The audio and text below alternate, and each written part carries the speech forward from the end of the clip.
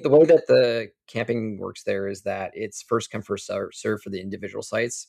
They do have group sites, but there's a couple of downsides to them. First is that you have to reserve them. And the second downside is that they're actually much more expensive. It's like for our group, we ended up using 3 different individual sites, and each individual site costs $15 per day, whereas a group site costs $80 per day. So Whoa. yeah, unless you're, using quite a bit of individual sites. And most of the group sites aren't that large. Like you can get like maybe 4 rigs in them. So just go individual. If you're not showing up on Saturday, there's a lot of options.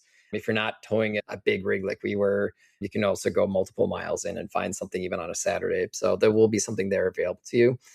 We didn't do dispersed. We were thinking about doing dispersed, but we didn't. But there are also just a ton of dispersed campsites in that area.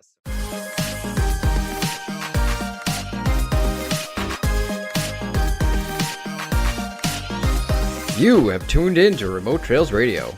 We're your hosts, Garrick and Melody, take you off the beaten path into the world of overlanding, life in the Pacific Northwest, and whatever the heck else we feel like chatting about. So grab a drink, settle in, and let's hit the trails together. Are you ready for us? This is the Christmas episode of Remote Trails Radio. Hello, I'm Melody. And I'm Garrick. Thanks for joining us this week. You're probably really busy running around getting presents or cooking, or I don't know, maybe you're sitting by the couch watching football, so go you.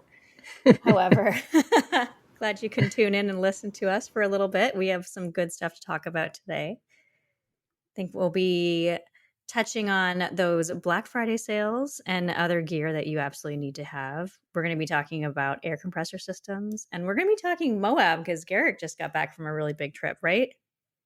Oh, yeah. The most Christmassy place of all, Moab. But it's a good time to go there in November, right? Oh, absolutely. Yeah, I highly recommend it. Actually, in Moab's defense, on the Friday after Thanksgiving, Moab had gone full Christmas. So Really? they actually, all the lights had suddenly showed up in the streets, and then the local grocery store that I had been hitting up, they had this big Grinch right in the center and all this stuff. So yeah, they're doing it.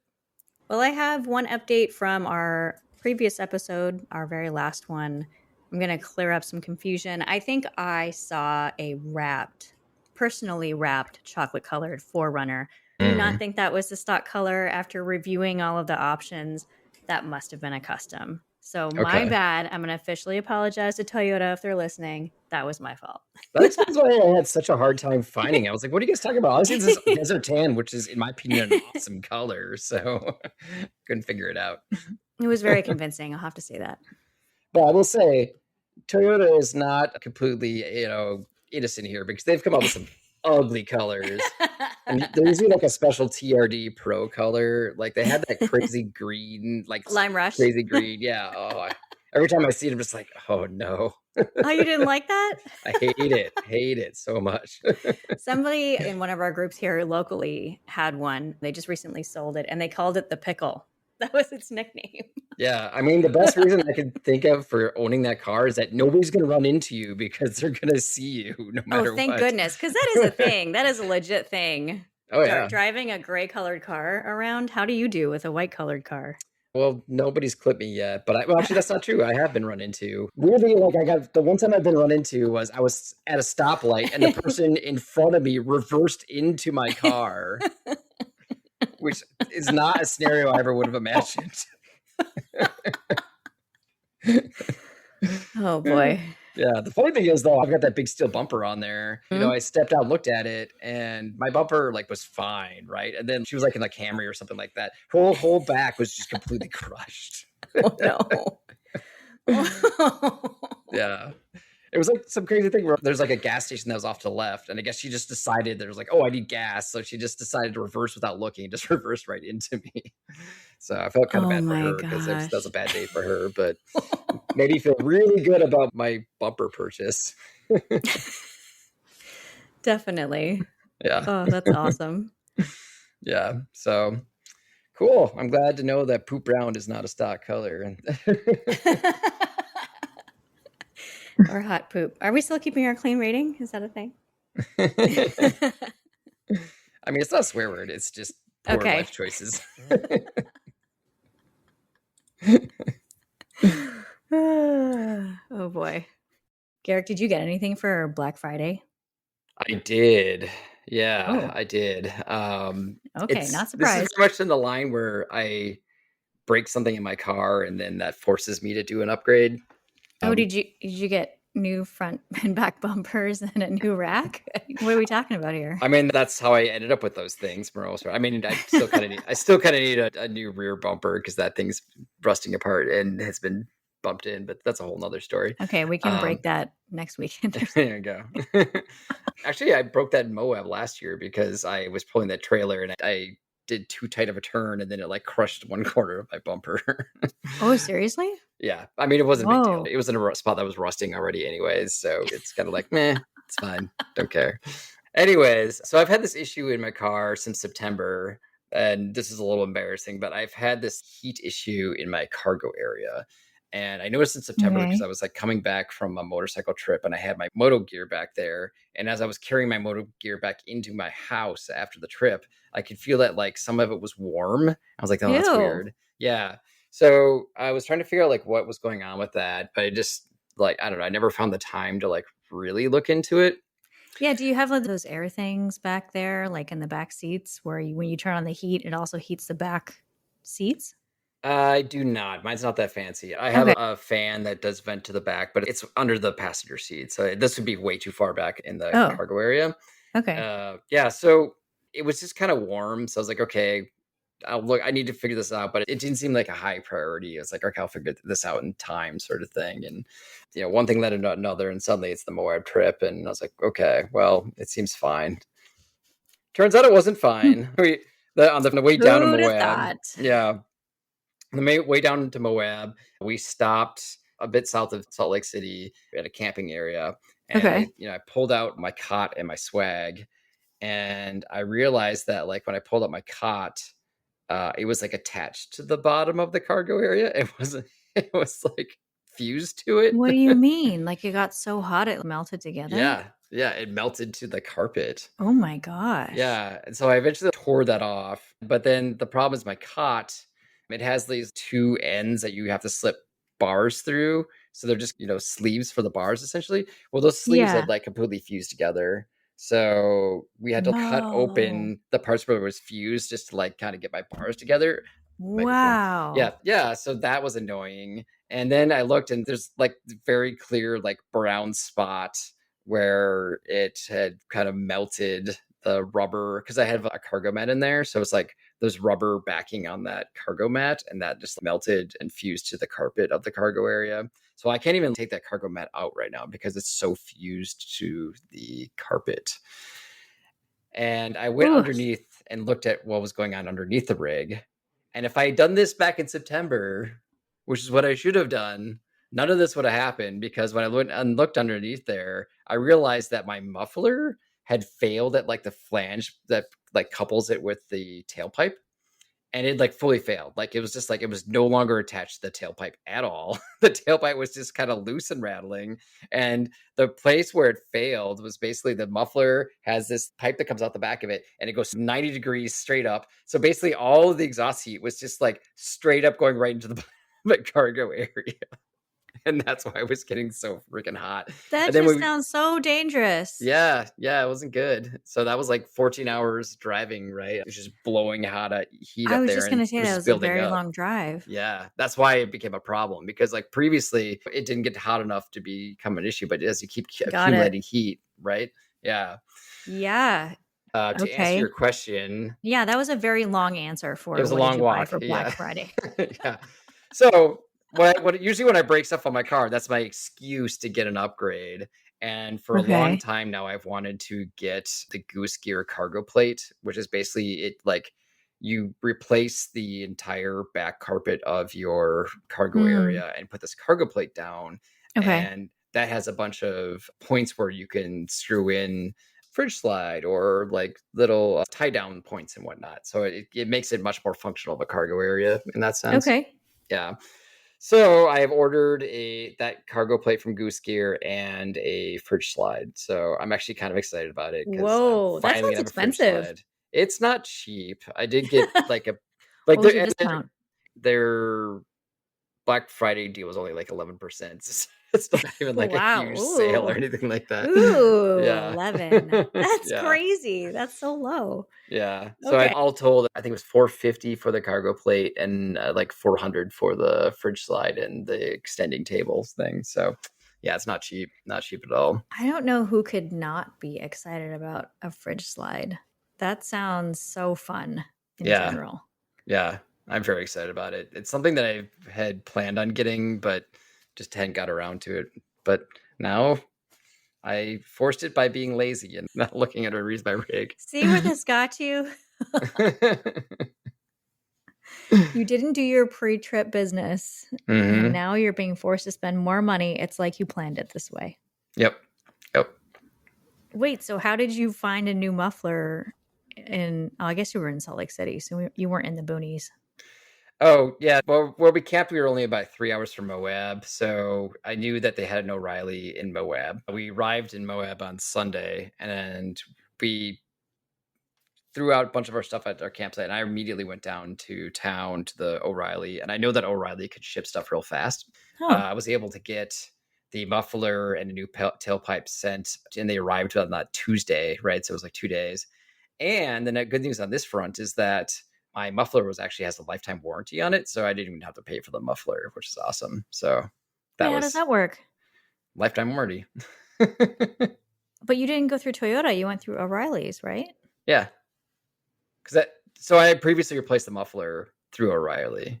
Oh, I'm sorry, I didn't get that part. Yeah, okay, I didn't say that part. That's why you didn't get it. Oh, yeah, you're confusing me. Okay, got it. Wow, that's great. Yeah, it was amazing. Wait, and then you just happened though. to have a welder there to put it back on, or what? No welding necessary. It's basically the muffler has 2 connection points. One of them's at the back of the catalytic converter. That's the one flange coupling, and the other flange couplings between the tailpipe. I did order a new tailpipe, and rather than reusing the old one, because it was just, I didn't want to spend the effort taking off the old bolts, because when you see it, you're like, no, that's not worth. That's not worth the time. Yeah. Okay, got it. Yeah, and then basically the muffler has 2 like hanger points. It has these like little rubber pieces that you hang them from, and then the tailpipe has one of those as well. So it's actually like conceptually very easy. It's just those bolts are such a pain because they have so much heat going through there. So I set up like right in the O'Reilly back lot, and I swapped them out back there. And I first tried buying penetrating oil to get the muffler separated from the catalytic converter. Makes sense. And yeah, that didn't do it. So then I went in, and O'Reilly has this things where you can like rent tools for them, but it's like a free rental. It's basically you put money down and then you use it, and if you bring the tool back, they just like refund your money. But if you're doing it in their lot, they're like, oh, you can just use it, sort of thing. But they didn't have a breaker bar. They had some other thing that was meant to do something else, but it was basically like a big long tube. So then you just kind of and you just kind of use it around whatever wrench you're using. So I tried doing that, but it was too big and awkward. And maybe if like I had my car lifted, it would have been enough. But because I was on the ground, I just couldn't get enough purchase on it. So I went in and bought a breaker bar. Well, I bought a breaker bar. And finally, with that breaker bar, I was able to actually get the bolts moving. But it was like an 1/8 turn, right? And I was like, all my power, and I get like an 1/8 of a turn, and then have to reset and root it over, and just had to do that for 3 hours. But finally got that done, and it's nice doing that in the parking lot of an auto parts store, though, because whenever you need something, you just pop in.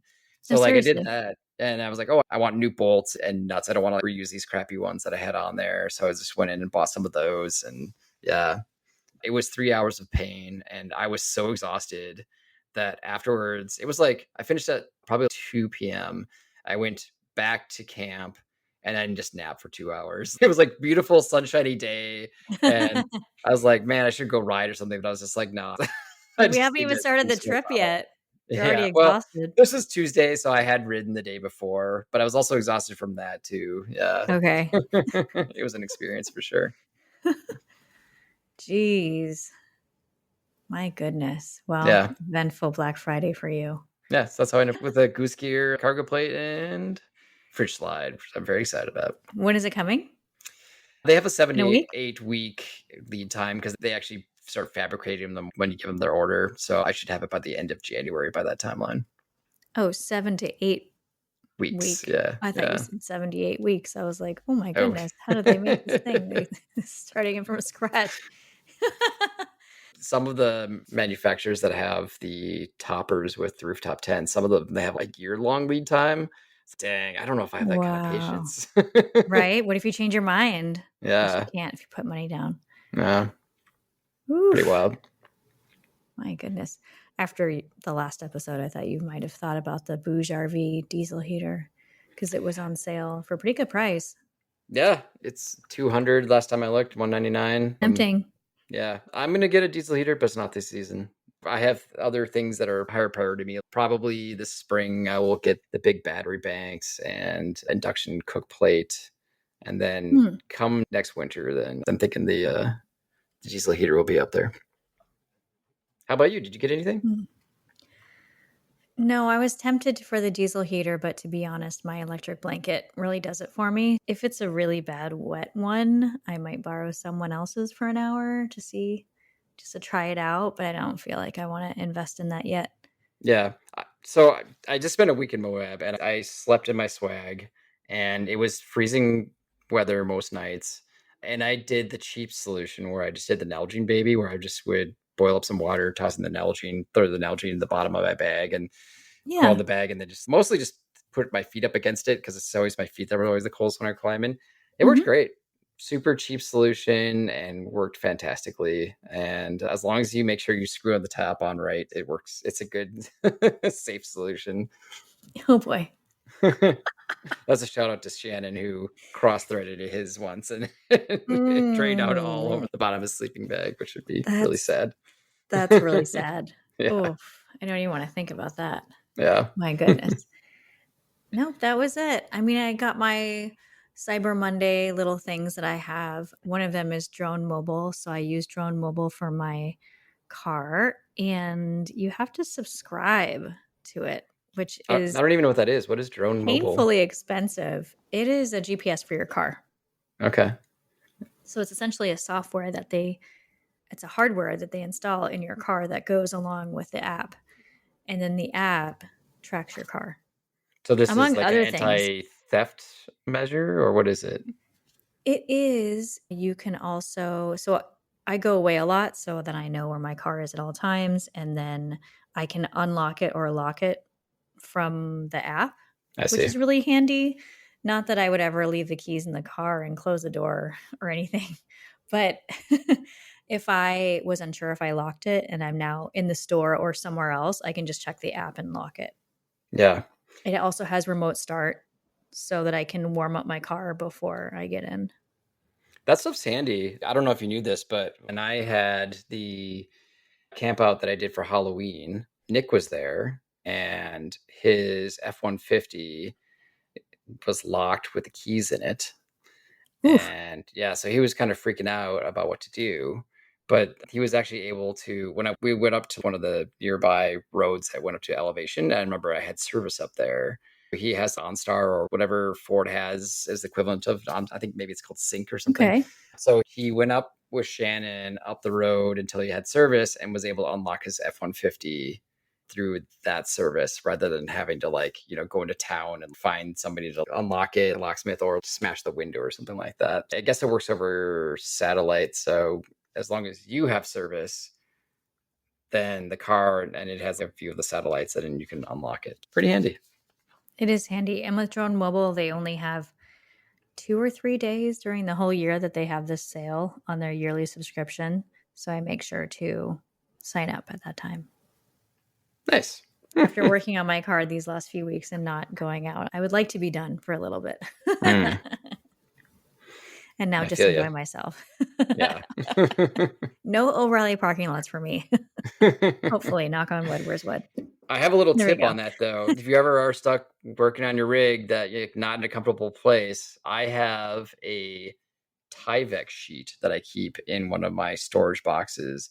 And it's like super lightweight, super thin, very easy to stash. And that's what I just threw it underneath the car, and that's what I laid against and working on it.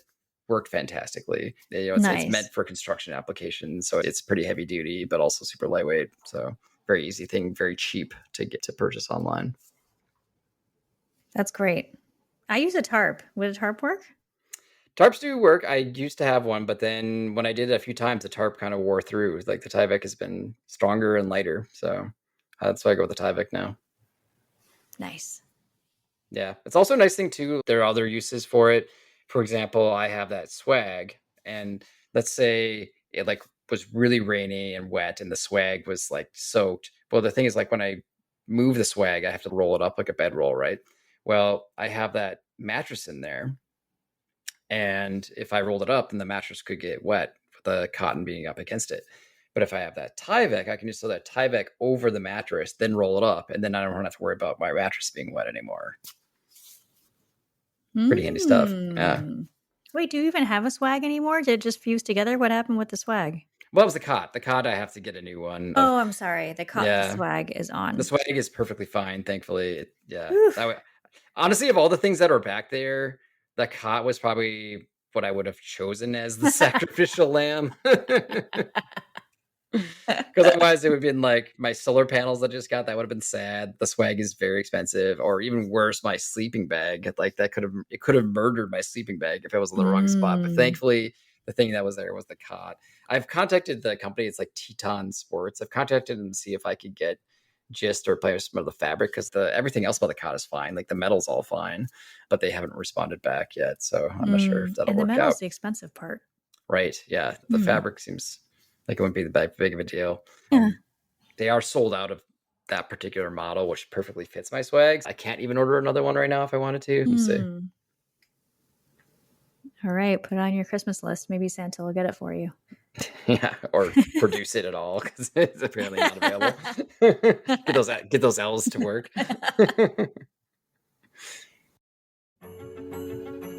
Taking a break. It's Melody jumping in to say we're hanging out on Instagram if you want to keep up with the Overland nonsense. And if you're on Apple, Amazon Music, or Spotify, go ahead and download the episode so you don't lose us. All right, back to it. Anyways, I hear that you want to talk about air compressors, Melody.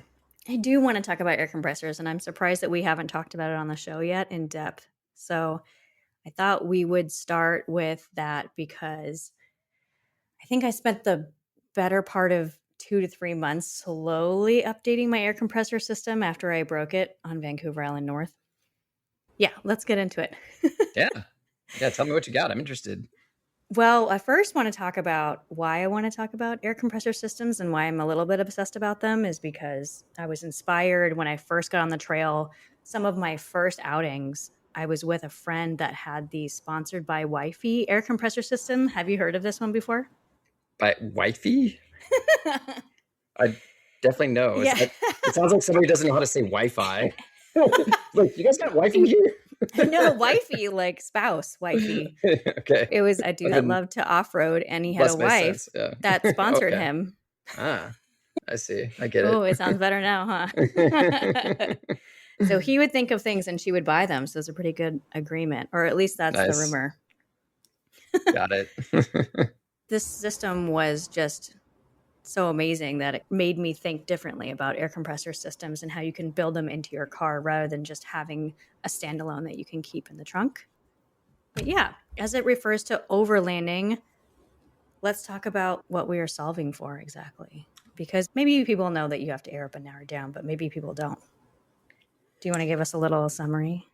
Yeah. Well, beyond the fact that obviously if you had a blowout and having the ability to refill your tire after repairing it, there's also just the fact that setting your air pressure can really help with off-roading. A lot of times I'm doing it mostly just for comfort by taking it down, 10 to 15 PSI from the highway pressures. But as you get even lower, you can match it to whatever terrain you're doing. When I'm in really technical terrain, I'll go pretty low, like 15 or maybe even a little less PSI. And this is specific to my rig. It's specific to everybody's setup. But if you're in super soft conditions, like you're in like snow or some crazy mud, you might even go into like single digits. It gives you a lot of flexibility as far as what you're doing. But you have to make sure that whatever air pressure you go down to for whatever terrain, that you do air up before getting back on the highway, because it can be very damaging to your tires if you are running at highway speeds with under-aired tires. And that's a good point, because when you're overlanding or you're touring, you might be airing down for difficult sections and then airing back up. And so there's kind of two things there that I learned. And one is, if you're fully aired up and you're doing a really difficult section, let's say it's on rocks, there is a higher chance of popping your tire because it is highly inflated. If you think about a balloon, right, if it's really highly inflated, it's a little bit easier to pop than if it's a bit deflated. And then when you deflate it, there's more tread that is touching the ground. So therefore you have more surface area of traction, which is better for your vehicle. Right. That being said, you go too low and then you debead. Yeah, you can have issues there where the tire's off the wheel. Yeah, you don't want to debead because it's such a pain in the butt to get back on there, as we've discussed in previous episodes. Yeah, if you want some fun videos on YouTube on how to fix a debead, you can go on there. Yeah, and see them lighting up tires and wheels. We don't recommend that, by the way. It's usually easier just if you have a spare, and you should have a full-size spare, to swap out for the spare than trying to get the tire back on the bead on the trail.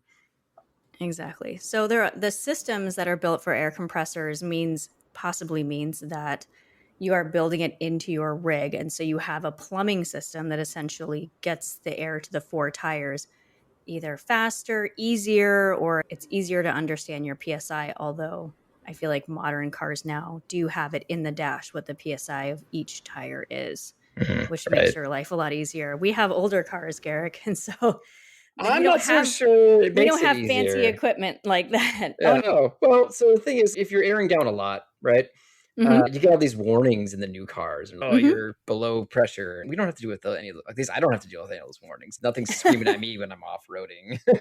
I do have a little blinky light. But it would be nice to have the numbers next to the tires to know what each one is, right? Individually. That's fair. I would take the numbers. Yeah. I would. I definitely would.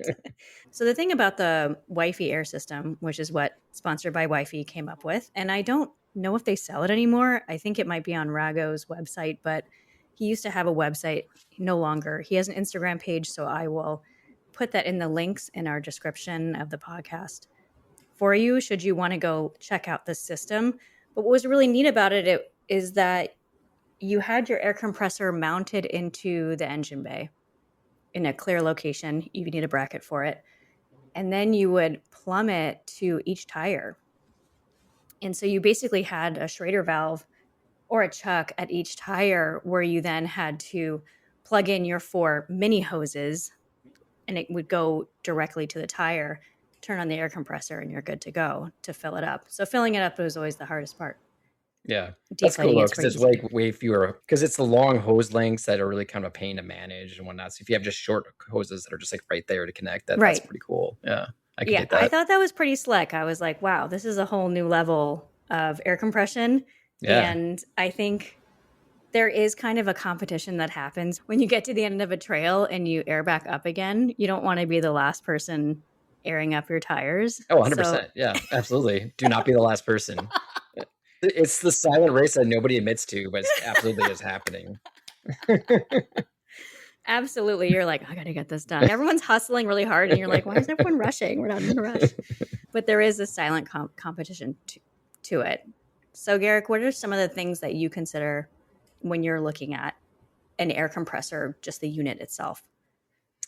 I have 3 main metrics that I care about. One of them is cost, obviously, because my funds are not unlimited, unfortunately. But beyond that, for the actual specs of the unit, I care about 2 things mostly. One of them is the amount of air it can output. It's usually measured in, at least in imperial terms, the CFM, or just cubic feet per minute.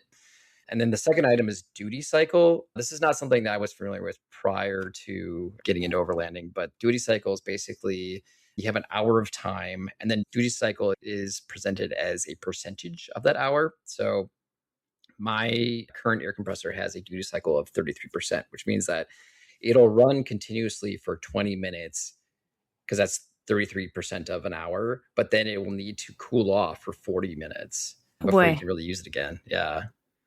So duty cycle is really important because you need to be aware of that, and you have to be aware of like how long it's going to take to fill up your tires, and if you have the CFM and the duty cycle to actually make that happen. Because if I was on 40s And I had my, which I think is like 2.3. I might not be able to fill them all up in 20 minutes, and I'd have to be then sitting for 40 minutes waiting before I would even turn on again. Yeah. And then if you have friends that need airing up, Yeah, you have to you've consider experienced that. this, right? Yeah. There's one time, I can't remember What are you exactly what the talking about? scenario was. I think Doug had just gotten his big tires, like his 37s. Mhm. And then he still had his really tiny air compressor. So this was the exact scenario where like his air compressor hit his duty cycle. So then he had you help, but then the air compressor you at the time had a very short duty cycle. It also was like, nope, I'm done. So I think eventually we got to mine, which was like, yeah, we were doing one at a time. And I think like an hour later, we were finally finished with Doug's tires. Yep, this is real life scenarios. Yeah, that's called learning the hard way. Yeah, the real first system that I did, and I named it the Fancy Melody system because I'm so original. I bought the Morflate air compressor, which is great. It's such a great compressor. I absolutely loved it. However, the one that I bought, and this was probably like 4 years ago when they first came out with it, this is not waterproof at all. Yeah. And I am not careful with the puddles that I go through. So mounting in the engine bay is not recommended by them, but I did it anyway. And I fried the board on the inside. What, Garrick, do you have? What did you choose? So this is my second air compressor. I started off with, I think it was a Vier, I think it was a 200p, which I think I had a 1.3 CFM. But then when I got my 32s, I decided to get this bigger 400p. So it's the same manufacturer, VIAIR Vier. With the 2.3, it's good enough for what I'm doing. The thing you have to be aware of with filling up tires is that one commonality with all of them is that they all have the Schrader valves, right? And the Schrader valve, basically the valve itself kind of limits your airflow to maximum of about 2 to 3 CFM. If I were filling one tire at a time, my 2.3 CFM from my air compressor would be more than sufficient. I do have a dual hose so I can air 2 tires at a time. So I could benefit from a stronger air compressor, and I probably will upgrade at some point, but I just haven't done that yet. But if you're just doing one tire at a time, if you have anything above 2.3, you're just kind of wasting your money. So that's why with like your Morflate, that I think has a very common air compressor style where it has like a dual chamber, and that thing puts like 10 CFM, but also has, I think, like only about a 10-minute duty cycle because it's just, punching so hard. So with that, you basically have to do a 4-hose system to make use of that. Otherwise, you're just wasting power and duty cycle time due to those losses through the Schrader valves.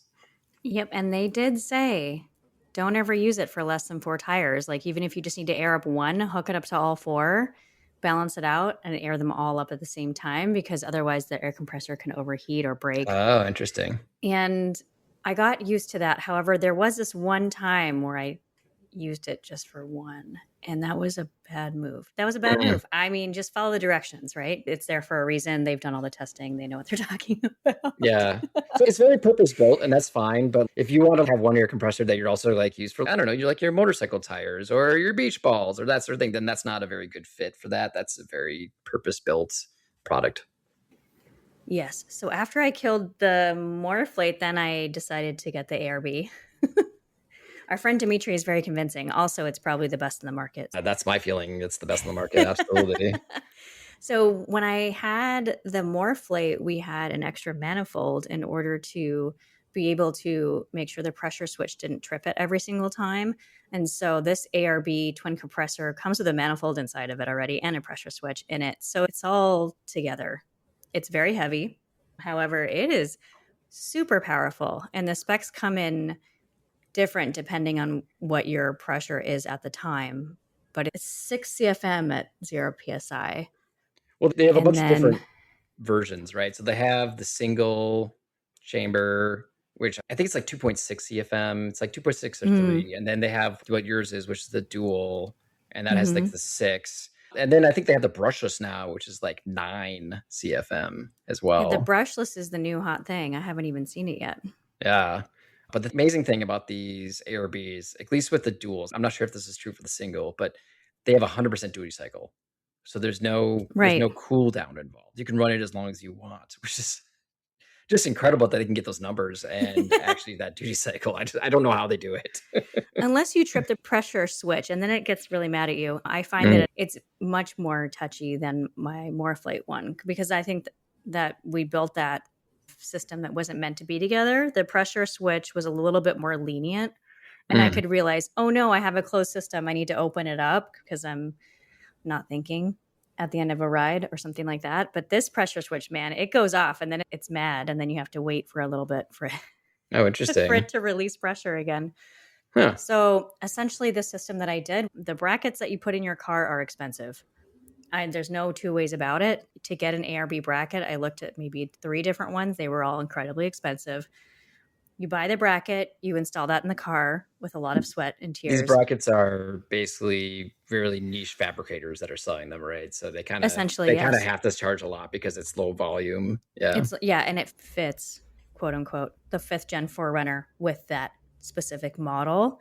And the reason that I complain a little bit is because cars are built with certain tolerances.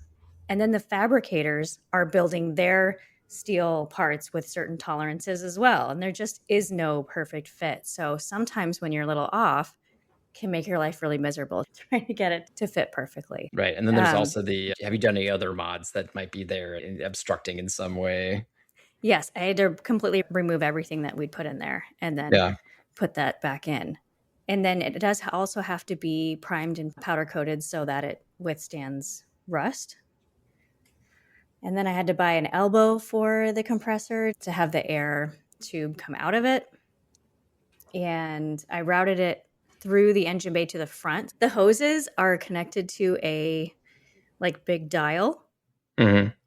I don't know what it's called. Anyway, so the dial fits into the chuck going to the air compressor.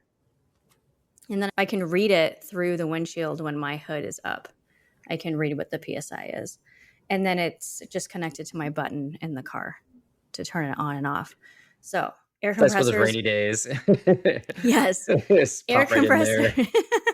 Air compressors, when you're airing up, you always want to have your car on because that provides the power to the air compressor. Otherwise, it may kill your battery. Nice. Yeah. Yeah, I think, to kind of swing it around to our listeners that if they don't already have an air compressor, I think Viair is a really great brand to start with because they're really solid. They've been in the industry for ages. They're very competitively priced. I think my first 200p was it was under $100. I don't know what it is now because things change with post-pandemic and all that. And my 400p I think was around $200. And then after that, I think you probably get into the Morphlate systems that if you want to go full 4 hose system. And then the king, as we mentioned, is the ARBs. This is in our mind. After that, the ARB is running about $660. For the dual, yeah. For the dual. But Dimitri, our friend in a previous episode, gave us an ARB code that you can use. So we'll put that back on the link again. Oh, yeah. Good call. Yeah. Because it was a lot, too. It was 10 or 15%. So I think so. Yeah, that's a lot when you're looking at a $600 or 600 plus compressor. The nice thing about the ARBs too is because I do my Viair 400p, it's pretty great. But like I said, I do have room for more air pressure that I can work with. So I do want to upgrade to the dual, but it's kind of cool because they offer the kit that you got, which is where you're going to install it inside your rig. But they also have this all-in-one sort of inside a box system, which is probably what I would go with. I just like the simplicity of it. And I don't have to worry about doing an install and all that. Also, I don't have a lot of room in my hood. It's a pretty narrow vehicle. It's kind of cool that they offer you so many different options to work with. Yeah. Cool. So that is air compressors. I want to talk about my time down in Moab. Let's talk about Moab. All right. Actually, this is my second year of doing it. This is a motorcycle focused trip that I've done. It's with all my motorcycle friends. Back in episode 6 is the episode we had where I covered my first trip there. And I go really into depth about all the various routes that I did on that trip. So I'm not going to go over those again because we did have some overlap between that last year and this year. But I'll just give a quick list of what I discussed in that episode that I'm not going to discuss here. One of them is Fins and Things, which is a very well-known 4x4 trail. The Utah BDR has a section between Moab and Onion Creek that's phenomenal. We did that last year and this year. So listen to episode 6 for that. There's a Willow Springs Road that is actually, you can come in from the western side of Arches National Park. And that's kind of a cool route to take. That's not crazy. Although I heard that they have now changed it. So there's a state park that's on that road and you have to pay $15 to get into that state park. So that has changed a little bit because that state park didn't exist when I was there last year. And now they smoothed the roads and built buildings and all this stuff. So it was kind of impressive what they were able to do in 1 year. I also rode the Slick Rock Trail, which is an insanely difficult trail, and Hell's Revenge on my motorcycle with very poor results. And then finally finished up with Chicken Corners, where I managed to just absolutely wreck my bike. It's a pretty exciting story to listen to if you are looking for some tales of adventure and a bit of woe. So Episode 6. Episode 6, yeah. But I wanted to share with our listeners some of the new routes that I did this time and talk about them a little bit to expand upon what we did in episode 6. First one is actually kind of 3 different trails that I had looped together as a big route you can do over a day. It's Potash Road to Shafer Road to Long Canyon. And you can start right in Moab and head southwest on Potash Road. It starts as a paved road, but eventually you get to a point where it'll turn to gravel. And that's kind of a cool route because you're following the river for a long bit and you go past like all these climbers that are doing these crazy climbs up these cliff sides. And then the potash, it has these evaporation ponds, which I guess this mining they're doing there. And depending on when you're there, you can have different colors for the ponds. For us, it kind of looked like just a regular blue, but sometimes it could be like turquoise and all these other wild blue colors. I'll share a link to it in our show notes, but that is kind of a cool, unique thing about that area. What does it mean, evaporation ponds? It's some sort of mining. I actually am not super familiar exactly what they're doing. Oh, it's like an old mining area. Well, they're actively mining it now. Oh, yeah. Here, okay. I actually have a link, so I can give a very quick description about this. It says, in order to extract potassium chloride, also known as potash, from the desert landscapes of Utah, this company called Intrepid Potash uses a series of evaporation pools whose dazzlingly blue waters lie in stark contrast to the red desert surrounding them. Yeah. All right, then. It says the water in the evaporation ponds is dyed bright blue to help it absorb more sunlight and heat. This reduces the time it takes for the potash to crystallize, at which point it can be removed and processed for use as fertilizer. Right? Isn't that wild? Oh. Yeah, and it's like okay. There's a great photo on the link that I'll share, and it looks like red and yellow and like turquoise and blue. It's just completely wild what the colors can look like given the time of year. Apparently, you can see it from planes that you're flying over to, and it just looks like out of this world. And that Potash Road actually goes past where what's called Thelma and Louise Point. That's where they filmed the end of that movie where they drive their car off a cliff. That's on that trail, which is kind of fun to check out. Okay. Did you guys check that out? Oh yeah, we stopped there, had lunch. Yeah, it's a cool spot. You have a great view of the river below. It's a big old canyon. Nice. Okay. It's a good filming spot for sure. Yeah. Cool. After that, we moved on to the Shafer switchbacks. Shafer is basically the road you take from the top of the Canyonlands down into where White Rim Road is at. And it's a massive drop and over a short amount of time. So it's a bunch of switchbacks. And it's basically, they're all shelf roads. It's very stunning, but also very freaky because it's just a complete drop off. It's not quite as bad as what Blackberry Pass looks like in Colorado, but kind of gives you that sort of feeling as you're going along it. And actually, I did do that last year, but not on my bike. I did it in my 4Runner because it was like a rainy day. And it was interesting because it was all like clouded because of the rain. But this time we had perfect weather and it was perfectly clear. My friend Cody said that he would not have gone in the car on that road if he had known what it looked like, and with being like wet, muddy conditions and like the risk of slipping down. Yeah. So, yeah, it's something else. It takes you right up to the top of the island in the sky into the Canyonlands, which actually has a pavement route you can bring right to. But we continued on from there to Long Canyon Road. And this is something that I hadn't really heard about at all from my last trip. But on Gaia, they have some trails. I don't know if you've noticed, Melody, but they have these Toyota trails. Have you seen these at all? What? No. Oh, yeah. In Gaia GPS, they have Okay. these Toyota trails. And I think they have one for each state, or at least the Western states. Washington has Twin Lakes as our Toyota trail. And in Utah, it's this Long Canyon Road. Oh, I see. Okay. Yeah. They're just these markers.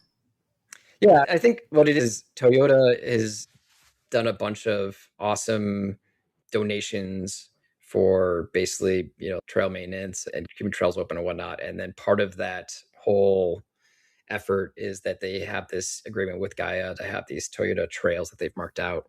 And they're a special highlight trail that is not to be missed in the area in that state. And Twin Lakes is really cool. Like that, I have been there. This is in Washington, Twin Lakes. It's a cool drive. It's a lot of switchbacks. And then you get up to the top and there's these two Twin Lakes there. From there, there's actually a really cool hike that you can do up to a fire lookout that you can actually see Canada from. Yeah. So that's all really amazing. But in Utah, it's this long canyon. And basically you start high up because you're starting like at Island in the Sky, and you get what starts off as very boring road, to be honest. It's like this really long, straight, just gravel road. But then eventually you turn this corner and there's a sign that says like high clearance only. And then it's like this big drop. And then it's like a sharp turn.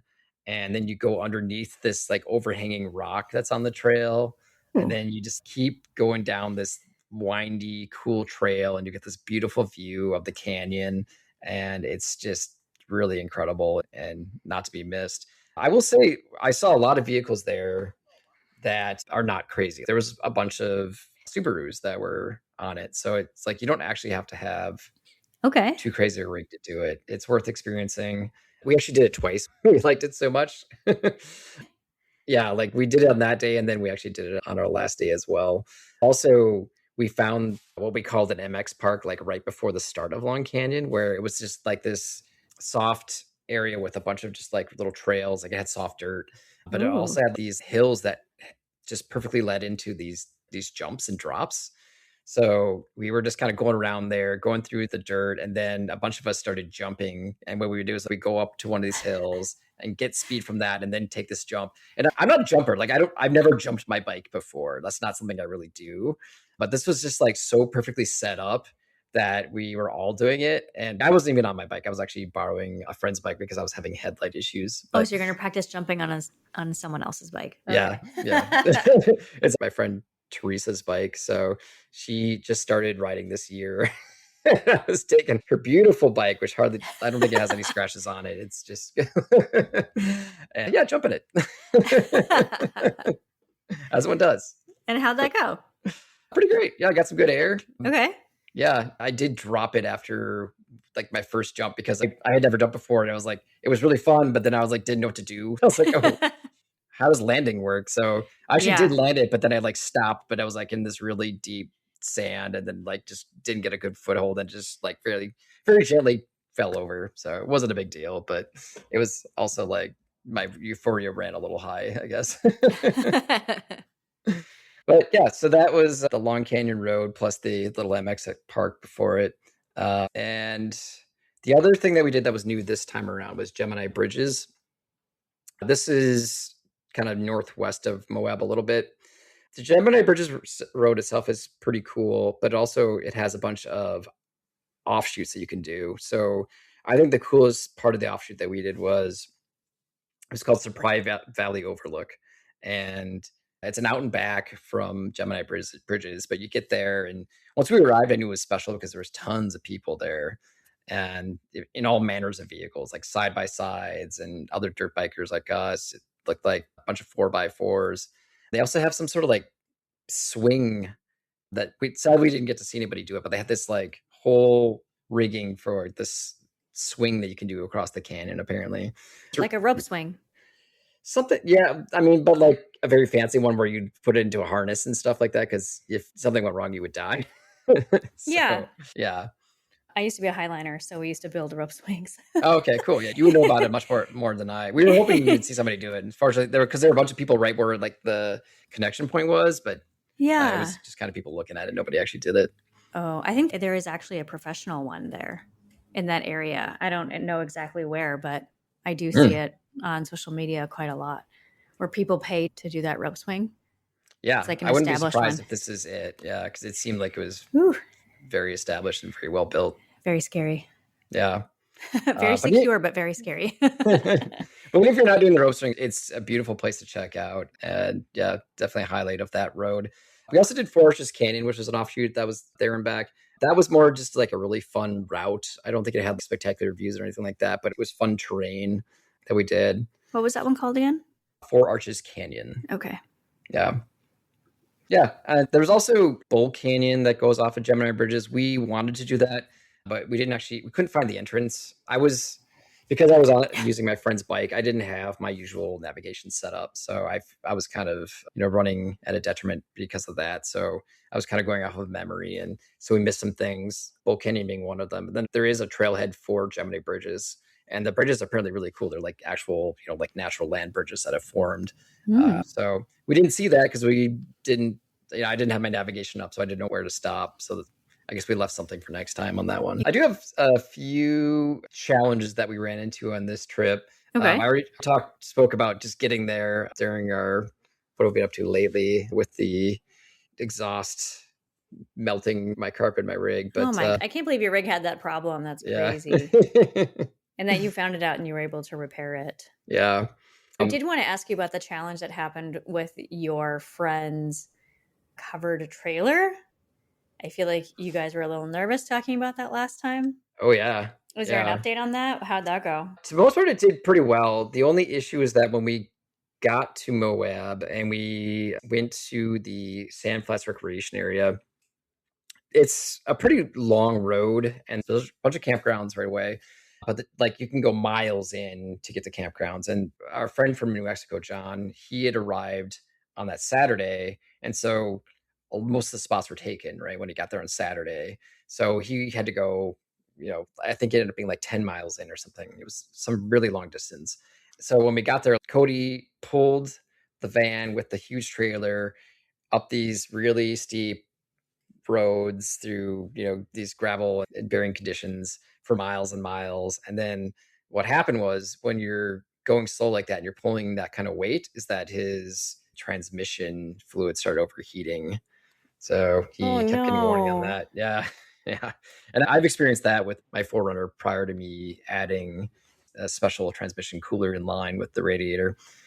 So thankfully, it did end up being a problem. They got home fine and whatnot. I'm hoping Cody will at least flush his transmission just in case, because cooking your transmission fluid can lead to issues like your whole transmission failing, which is what happened to me.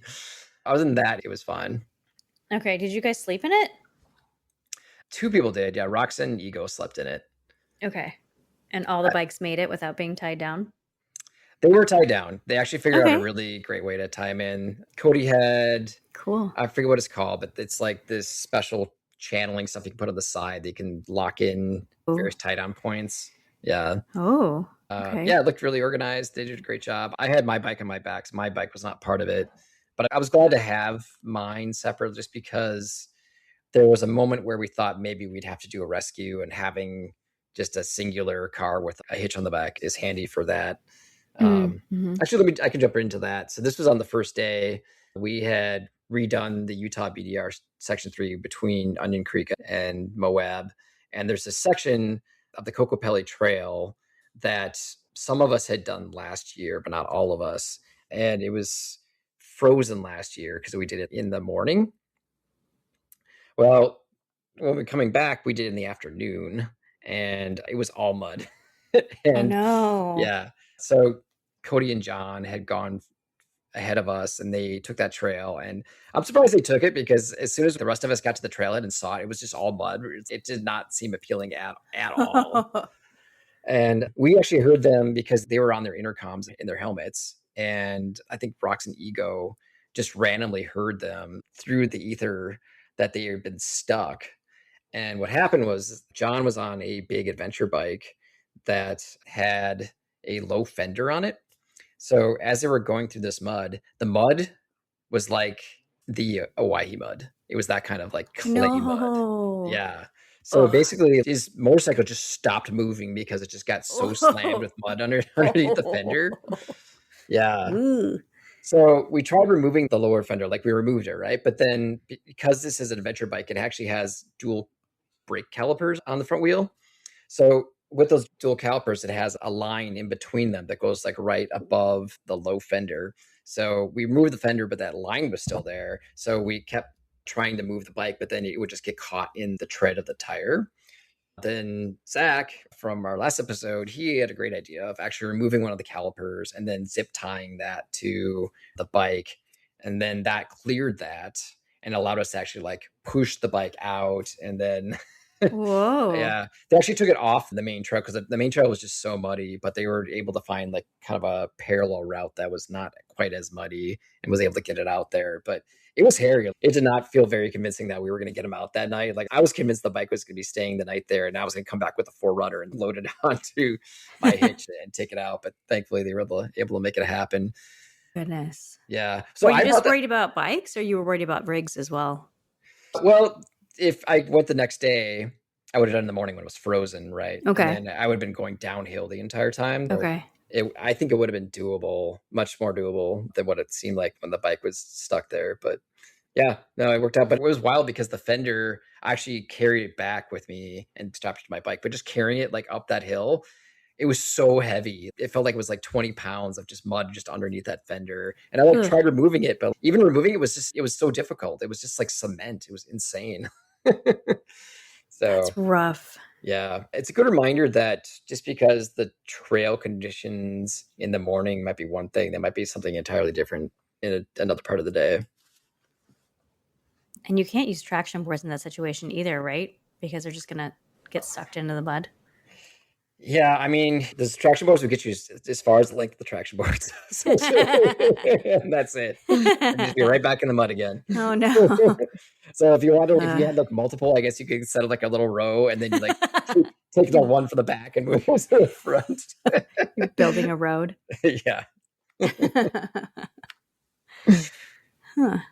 That's essentially how I don't know if you remember that movie, those Jeeps that did the Darien Gap. That's essentially what they did with those ladders that they had. They felt like they just kept creating these crazy ladder systems of getting through the Darien Gap. Oh my goodness.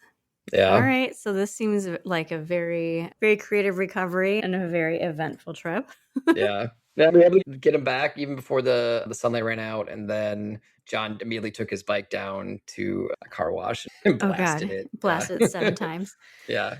Oh Because my it's day goodness. one, right? They completely mudded up the bike on day one, so it's kind of annoying to have that the entire time. Oh, man.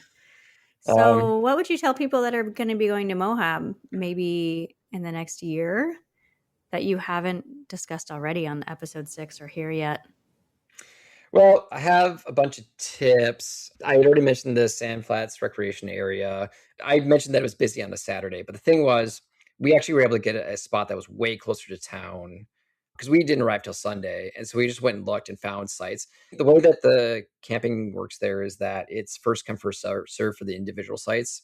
They do have group sites, but there's a couple of downsides to them. First is that you have to reserve them. And the second downside is that they're actually much more expensive. It's like for our group, we ended up using 3 different individual sites, and each individual site costs $15 per day, whereas a group site costs $80 per day. Oh, yeah, unless you're using quite a bit of individual sites, and most of the group sites aren't that large. Like you can get like maybe 4 rigs in them, so just go individual. If you're not showing up on the Saturday, there's a lot of options. If you're not towing a big rig like we were, you can also go multiple miles in and find something even on a Saturday. So there will be something there available to you. We didn't do dispersed. We were thinking about doing dispersed, but we didn't. But there are also just a ton of dispersed campsites in that area. So if you don't want to do the campsite thing, that's available too as well. So I think camping at that time of year in the Moab area, super easy. Why would somebody pick a dispersed over a non or vice versa? Well, if you want to save yourself some money, there is also a lot of traffic on that Sand Flats Road of just all the various rigs. There's tour groups going through there daily, of 8 side-by-sides all in a row, and people will start riding as soon as the sun is up. So you'll be hearing a lot of stuff. So if you want a more tranquil experience, I would say Disperse would be the way to go. Okay, got it. But they do have very nice bathrooms at the Sand Flats recreation area, and the rangers come through every day to service them. So they're always clean and really nice. Do they have bathroom services at dispersed sites? Whatever you bring with you. Oh, okay. BLM does sometimes actually have porta potties that they'll put out. So depending on the dispersed site, you might actually be able to score a porta potty. But I wouldn't go with the intention of it depending on that existing. I would think that would just be a nice bonus if you ran across it. Got it. That makes sense. Yeah. Another tip I have is I mentioned that mud, and we ran into this last year. Like this year, perfect, beautiful, sunny skies every day. But last year we had a rain day. So the rain day, we went in my Forerunner, and it was mostly pavement, a little bit of the Shafer. As mentioned, that may not have been the best choice, even doing the Shafer. The nice thing is, like, if it is a rain day, you can totally be a tourist here because there's lots of cool things to see on the pavement. There are 2 different national parks. There's several state parks. There's also like all kinds of dino tracks around. So there's lots of cool things to see. Moab as a town is actually pretty cute too. So if you like small town, Moab delivers on that front.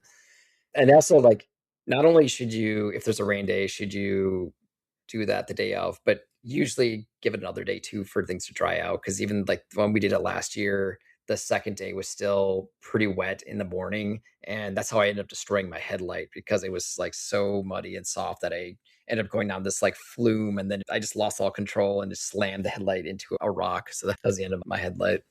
If it rains and you're going out in the mud, are you potentially tearing up the trail, or does it not matter? But yeah, potentially too. Absolutely. Yeah. And also, this is the area where they have washes, right? So some of those washes can be dangerous if there's, like a flash flood that can happen. So you have to be very careful about that too.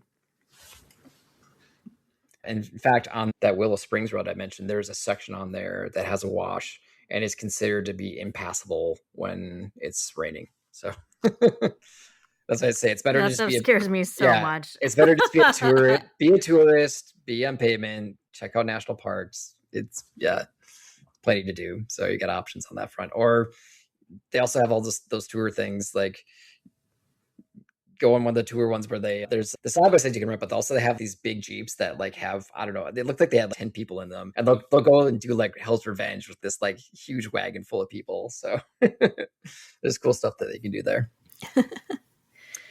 Cool. The other thing is that even though it's generally pretty sunny and warm, like it felt pretty hot during the day, to be honest. It can get cold at night. This time it wasn't terrible, but you're generally getting pretty close to freezing, if not below freezing at night. So you'll want to bring layers for that. When you're camping, you're going to go through a lot of firewood just to combat that heat. And it gets pretty dark. It's usually like completely dark right around 5 p.m. So you're going to be running the fire for a while. We were kind of doing 4 or 5 bundles per night on average. My sleeping bag, I had a 0-degree bag. I found that to be maybe a little warm. I would generally get into it and be kind of cold. And then eventually I would get so hot that I have to like strip down everything. So I think like maybe a 20-degree bag might be a good fit for it. But obviously if you have a warmer one like I did, you just strip down and it works out. And you can also unzip sides and that sort of thing. For like a swag or a tent. Yeah, if you're not doing the diesel heater option. I did the Nalgene Baby, which is where you just boil water and then toss it into a Nalgene bottle, then toss that bottle into your bag. That helped a lot. I really appreciated it when I first got in, and I just would have it right up against my feet. And that made the whole experience much cozier than my last time around. That's a very cheap way that doesn't involve you having to buy a diesel heater and keep diesel and then run that through a power station. It's just a lot less faff to make that happen. Faff. Yeah. I haven't heard that word in a long time. It's a British term. I've been watching a lot of British cycling YouTube channels, so in my nomenclature now. You and I are so different. You're watching British cycling and I'm watching F1. Like, we are different. Nice. It all involves wheels and racing though, right? Yeah, it's all faff and stuff. Yeah.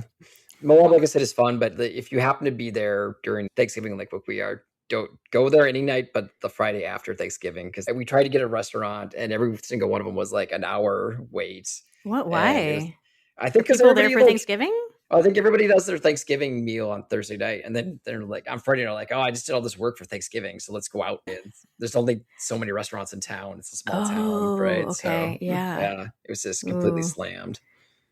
Oh boy. Actually, That's good I to had a know. really bad grouchy experience because like we went to this Indian place and we waited an hour, and then we didn't get seated until like right before 9, which was what their like closing time was, and then we didn't get served until after 10.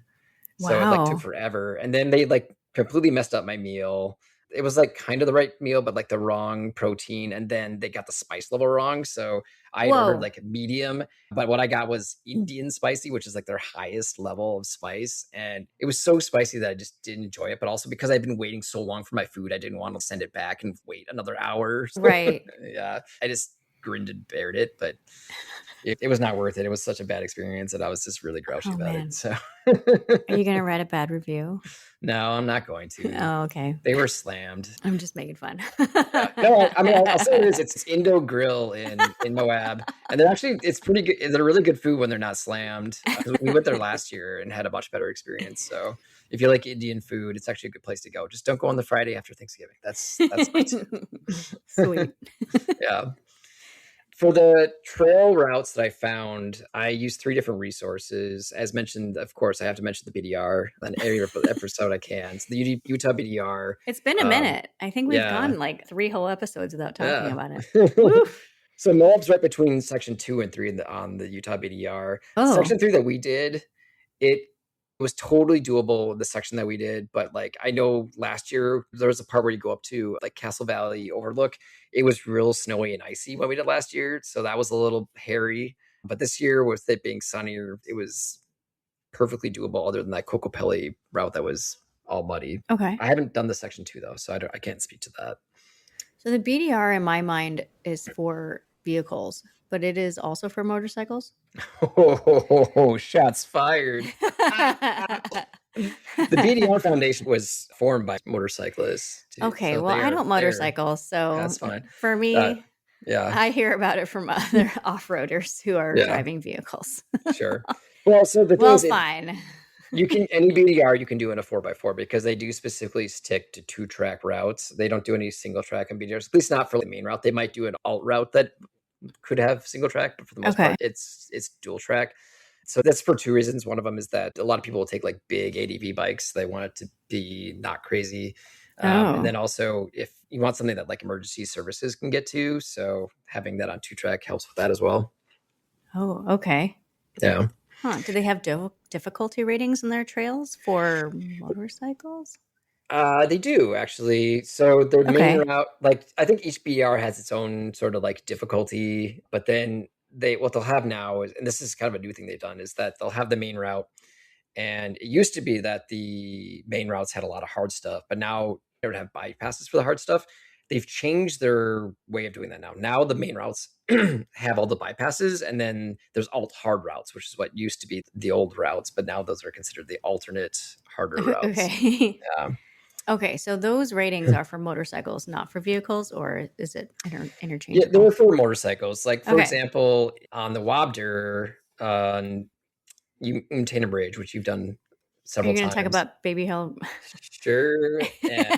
Yeah. Baby Head Hill on a 4x4 is freaking nothing.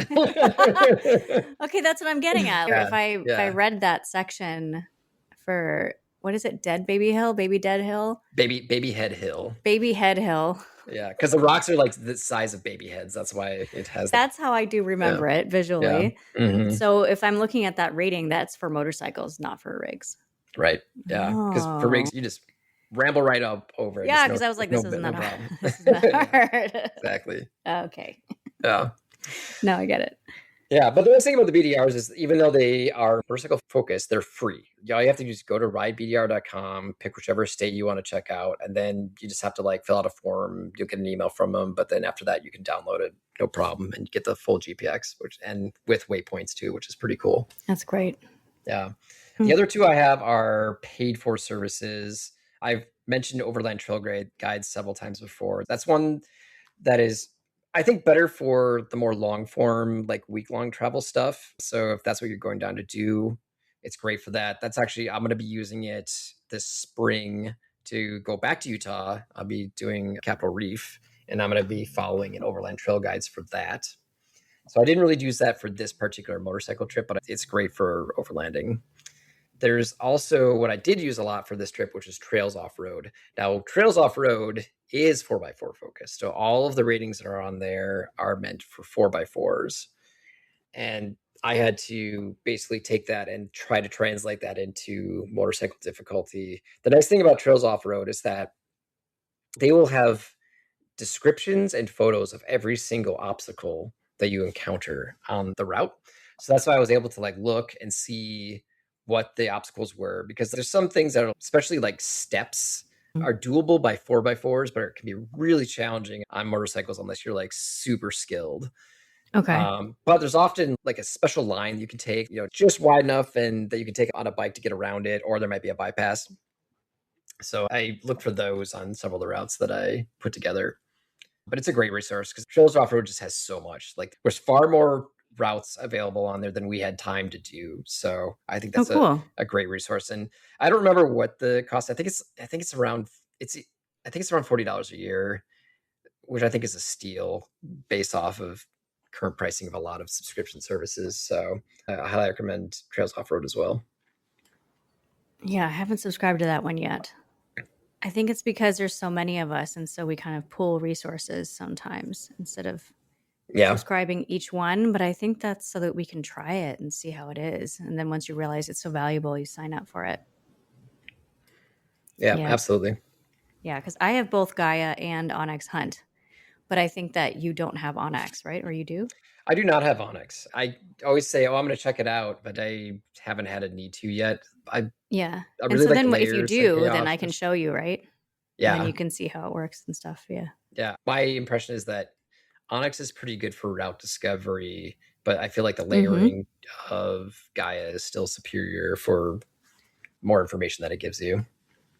Okay. So this Capitol Reef trip that you briefly mentioned that you're doing in the spring, can you sell it to me? What inspired you to do it? My general strategy of my long form overlanding trips is like, I call it the spiral, where I started, in Washington, and then I've gone out to Idaho, Oregon, Vancouver Island, and Nevada. Now, next natural thing is Utah. And I've been to Moab twice, but there's a lot more of Utah yet to explore. So that Capitol Reef seemed like it would be a really good one because it offered not too crazy, because I don't want to go all the way down to Utah and then break my rig, right? So I want to do something that's like not crazy challenging. But you just did that. Yeah, but I didn't break my rig this time. It's like, it was the rig was pre-broken. You went with the broken rig. I did the opposite. Broken there. I fixed it there. I did the exact opposite of breaking it there. True. But yeah, if I was like towing a rig down there, if I had an overland rig that I could tow down there, I know that I could get myself home, then that'd be one thing. But like when the thing you're driving down there is also the thing that's going to take you back, then you want to take it a little bit easy. So Capitol Reef was a nice mixture of not being like too easy, but also not too challenging. A lot of really cool things to see, and also doable in that like spring timeline. Nice. Yeah. But it's also, I've never been. I don't know what to expect, and that's part of the fun.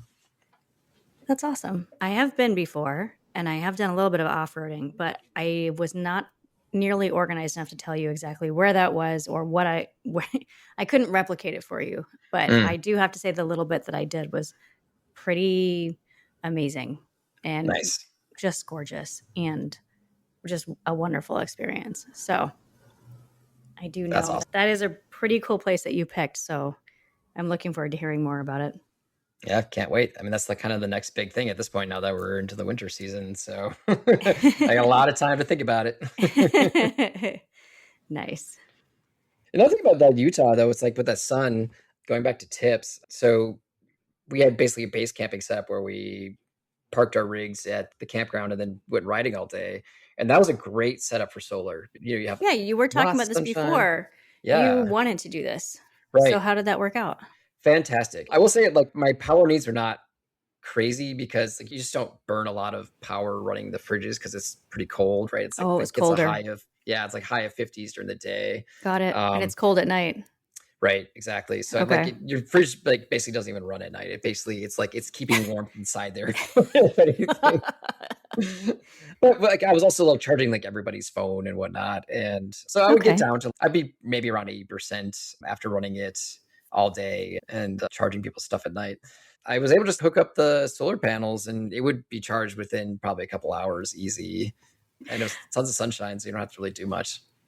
Are you channeling your inner Matt, the guy that we met in Vancouver Island North? Yeah, exactly. Becoming the power guy. Yeah. That's awesome. Like, everybody come in, use it. It's fun. Yeah. I have plenty to spare. Oh, that's so cool. Yeah.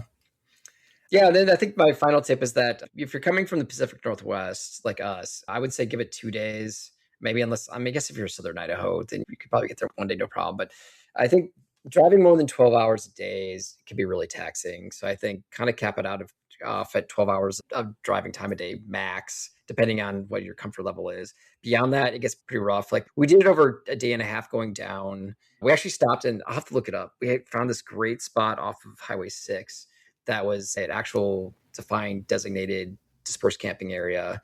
And it was in the Uinta National Forest. It was fantastic. But that was like south of Salt Lake City. So it was actually quite a bit of driving. I think we got there at 11 p.m. But on the way back, we were like, oh, we're going to gain an hour coming back from like Mountain to Pacific. So we started at 5 a.m. and we got back to Seattle at 1 a.m. And so it felt like 2 a.m. to us, right? Because we were at Mountain Time still. Oh, boy. It was a bad idea because we had gotten to Pendleton and it was like maybe 7 p.m. in Pendleton. And it was like snowing, which was kind of cool. But I was thinking like, oh, we should just stay here. But everybody's like, well, I don't know. What if the snow sticks? What if it's going to be worse tomorrow, sort of thing?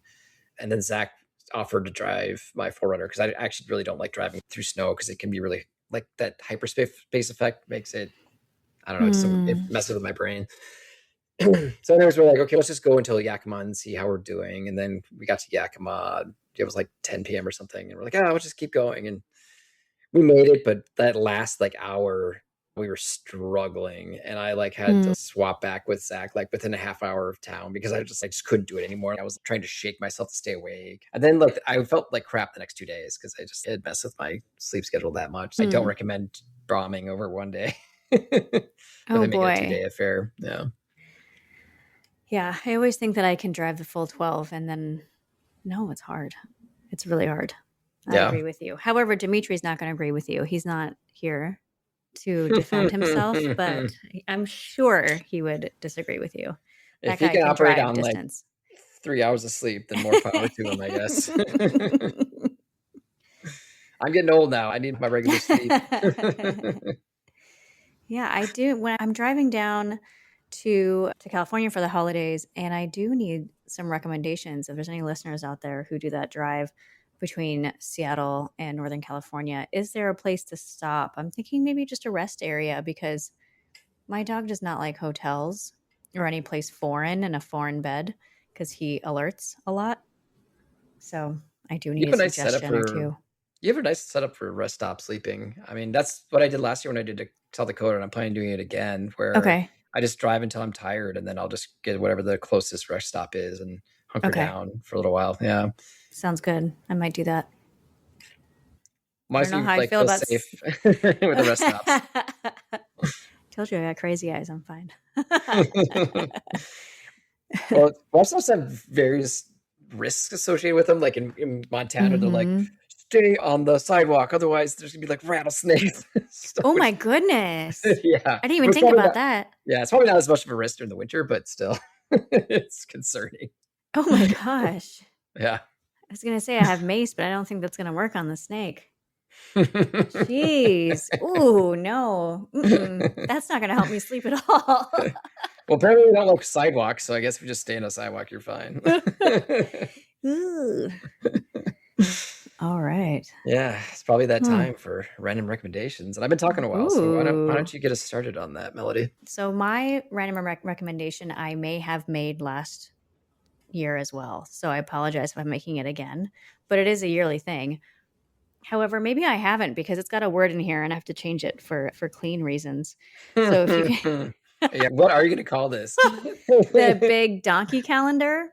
It is censored online, so if you are buying one for your kid, it is censored. But yes, it's called it's a big donkey calendar. And what it is, and Because usually I'll call it a big butt calendar, because that's going to get a very wrong impression of what it is. That is the very wrong impression. Thanks, Garrick. But I think Garrick is sick of me talking about it too, because I love it so much. So I finally got mine. It's for 2026, and it is the size of a wall, which is lovely. It's basically a giant dry erase board for your wall. I like visually learning, so it has your months starting from top to bottom in one column. So it's January, February, March, all the way down. And then it has the days all the way across the calendar from left to right, from beginning to end. It's got the weekends shaded. So for your 9-to-5ers, Monday through Friday, like me, then your weekends are valuable. So the fact that they're shaded kind of gives you that heads up that, okay, this is how many weekends you have in the row.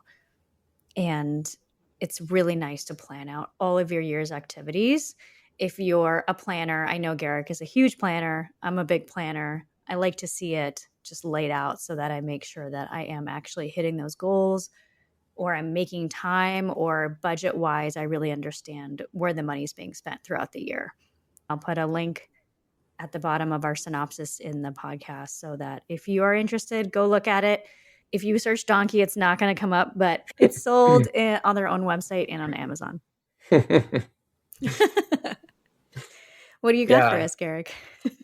I'm going to do two. A real quick one that's kind of specific is just because it's topical. When I broke my collarbone, I bought some, what they call it, mocks, which is like basically a shoe that doesn't have laces on it because you can just slip it on.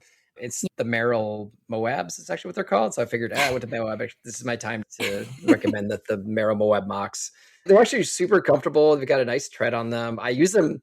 I actually use them down in Moab because I was like, oh, this is great. Like when I get out of my swag, I just slip them on, and they actually are good tread for getting around. Yeah. And actually they offer it in Chelsea boot form too. So if you don't want the low cut of a mock and you want like a more boot, you can actually get the Chelsea version. This is such a classic P&W shoe, by the way. Oh, is it really? I did not know that. I feel like I see these everywhere. Yeah. Well, I definitely feel like I've become middle-aged when I wear it, but I don't care. Like 100%. Yeah. It is dowdy. So yeah, that's the Merrell Moab mocks. But my other recommendation, I actually just caught this today as I was posting for our episode 30. I was trying to figure out a song to add to it, the Instagram post, and I came across this Greta Van Fleet song called Highway Tune, and it just got me jamming. It has such a good riff to it, and it kind of reminded me of, it has vibes of like Immigrant Song by Led Zeppelin. So if you want something and you're like kind of into that rock Led Zeppelin vibe that just wants to like get you energized and going, Highway Tune by Greta Van Fleet. Check it out. Awesome. Yeah. So this is the time we get kind of towards the end. This is our Christmas episode, so I feel like I should wish anybody who celebrates Christmas in any form, Merry Christmas to you and yours. Also, we kept mentioning the links. So if you're not sure what we mean about, check out the show notes. If you go into your podcast app, if you go into the description and scroll down, we always have all of our relevant links posted there. So you can check out things like Trails Off-Road, for example. Yeah. Merry Christmas, Melody. Merry Christmas and happy holidays to you too. Thank you. All right, let's call it a wrap. If you want to get in touch with us by email, let us know what you think. remotetrailsradio@gmail.com. RTR, over and out.